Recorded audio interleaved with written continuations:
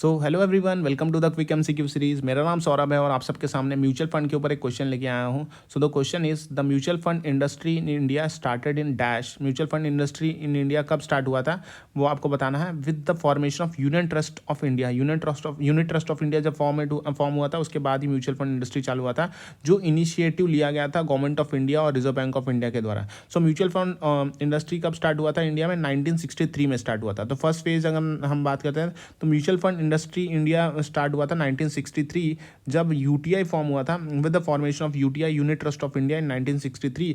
कौन फॉर्म किया था? By the act of parliament and function under the regulatory and administrative control of reserve bank of India. 1978 में क्या हुआ था? यूटीआई जो है वो डी लिंक्ड हो गया था from the RBI and industrial development bank of India IDBI took over the regulatory and administrative control in place of RBI. So UTI जो है वो डीलिंक्ड हो गया था RBI से। तो RBI डीलिंक्ड हो गया था RBI से।